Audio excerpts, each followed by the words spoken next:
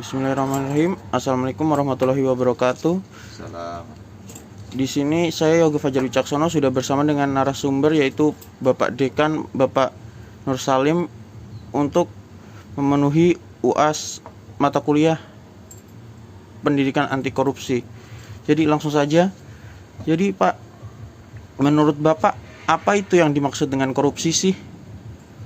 Ya, yang pertama kita tahu bahwa kita semua adalah insan yang diciptakan oleh Allah Subhanahu wa taala dan telah mewarisi generasi Rasulullah, di antaranya adalah sifat jujur ya. Jadi kalau korupsi itu berarti posisinya adalah tidak jujur. Ya. Jadi kalau menurut Bapak apakah universitas ini sudah bebas dari korupsi? Ya, tentu kita yang pertama sangat berharap ya, di institusi ini kita sangat berharap bersih ya. Artinya semua berlaku dengan jujur dan adil. Tidak dipungkiri kemungkinan besar ada ya praktik-praktik korupsi, karena korupsi ini kan tidak hanya dilihat dari segi finansial atau keuangan, bisa saja korupsi dari segi waktu. Kami mengakui bahwa di Universitas Pendidikan Muhammadiyah Sorong, khususnya Unimuda Sorong, masih perlu banyak pembenahan, khususnya misalnya manajemen waktu. Dosen-dosen yang mungkin jamnya mengajar masih kurang, itu masih ada, sehingga itu bagian daripada korupsi waktu. Tentu ini tidak banyak jumlahnya, dan ini karena ada beberapa kepentingan-kepentingan yang lebih penting dari misalnya mengajar. Namun kami juga sudah sampaikan kepada dosen-dosen untuk terus bisa meningkatkan terutama jumlah jam mengajar sekaligus kualitas, dan menggantikan jam yang kosong kepada jam untuk memenuhi tugasnya di waktu-waktu yang lain, sehingga celah-celah tersebut tidak terjadi di Unimuda Sorong. Saat ini kami melihat sudah cukup bagus, dan namun kami terus melakukan evaluasi ya terhadap kinerja kita semua, saya pribadi dan seluruh tim yang ada di Unimuda Sorong. Ya, ini Bapak kan tergolong orang penting nih Pak sebagai dekan. Kan Bapak pernah mengurusi berkas mahasiswa atau berkas-berkas yang masuk. Pernah tidak Pak ada entah itu mahasiswa atau orang yang berusaha, mohon maaf Pak, melakukan penyogokan kepada Bapak untuk mempercepat proses pengurusan berkas seperti itu? Ya, kalau yang seperti itu tentu ada ya, bukan hanya di Unimuda, hampir semua instansi itu ada. Yang datang ke saya untuk contoh misalnya ya, kan ada beberapa hal-hal, kasus-kasus itu berbeda-beda. Contoh sederhana misalnya berkaitan dengan yang ingin studinya cepat. Pak, bisa nggak di Unimuda ini studinya tidak 4 tahun, mungkin 2 tahun kah bisa selesai begitu. Nah, mereka datang, namun kami tetap sesuai dengan peraturan bahwa studi di Unimuda khususnya untuk program sarjana itu tetap 3,5 sampai 4 tahun, dan itu tidak bisa ditawar-tawar karena itu sistem, mau bagaimanapun, mau dia bayar berapa tetap tidak bisa karena itu sudah peraturan.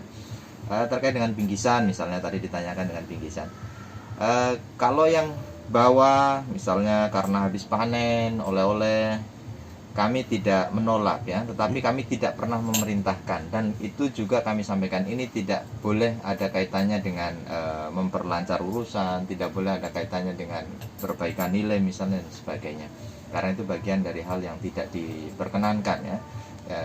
Tetap mereka mengikuti proses perbaikan, ya harus mengikuti perbaikan. Jadi tidak bisa hanya bawa bingkisan lalu misalnya minta nilai bagus.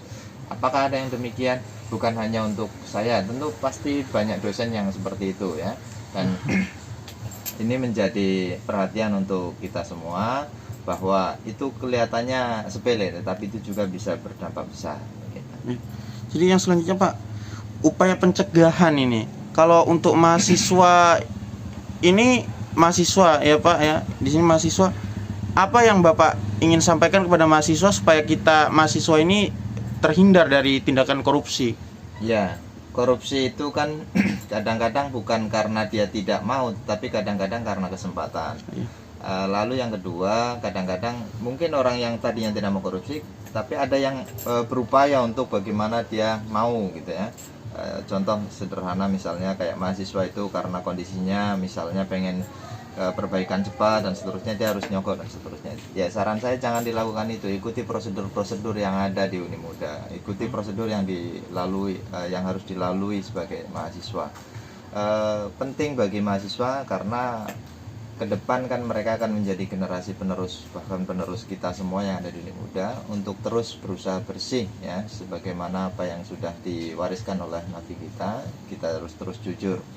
Seandainya ada kendala-kendala, Unimuda sudah punya tim khusus ya untuk pemuliaan. Tidak usah khawatir, tidak harus bawa-bawa apapun, datang saja pasti kita akan bantu sesuai dengan prosedur yang terbaik tanpa merugikan pihak manapun. Jadi tentu ketika ada kendala-kendala apapun, datang saja, tidak usah takut, apalagi harus bawa-bawa, apalagi harus membawa sesuatu yang menjadi pengambilan keputusan berubah-ubah. Ya. Dan ini yang terakhir Pak, menurut Bapak ini mata kuliah pendidikan anti korupsi ini memang penting dijadikan sebagai mata kuliah atau hanya perlu himbauan saja Pak?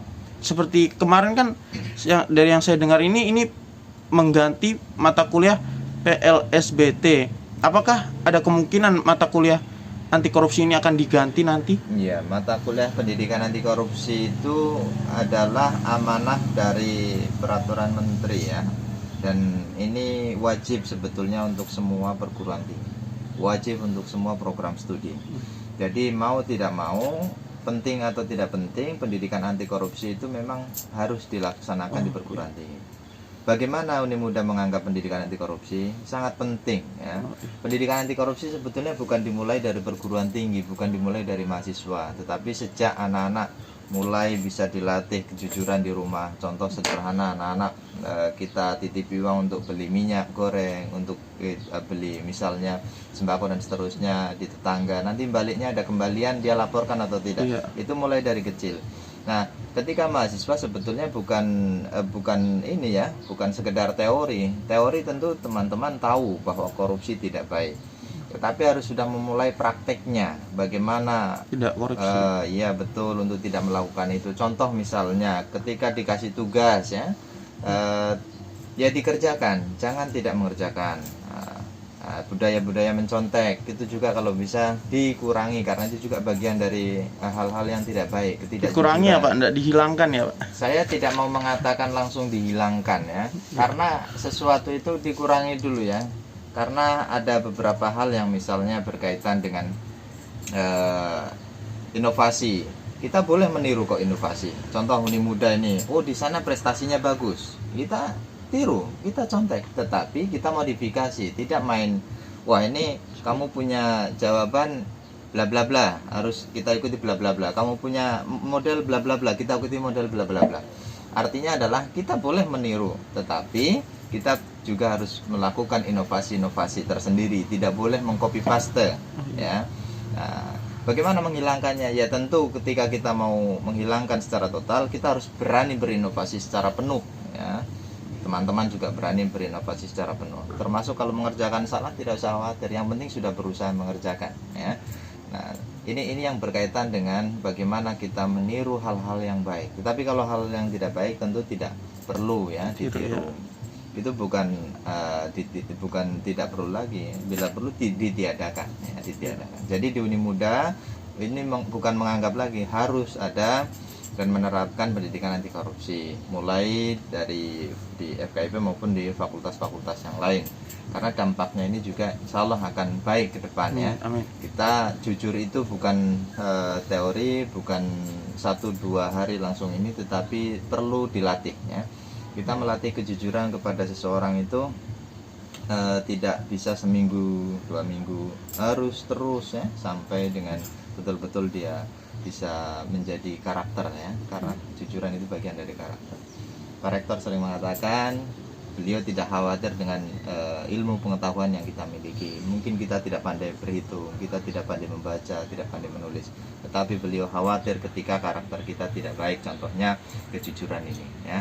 Karena jujur ini menjadi nilai yang paling tinggi ya. Makanya Rasulullah juga karakter utamanya adalah jujur, salah satunya itu ya, dari keempat karakter utama yang dimiliki. Semoga kita semua selalu berlaku jujur dan adil tentunya, dan selalu mengharap ridho dari Allah Subhanahu wa taala. Dan tentu karena kita manusia, ada hilaf dan salah, kita terus harus memohon ampun kepada Allah Subhanahu wa taala.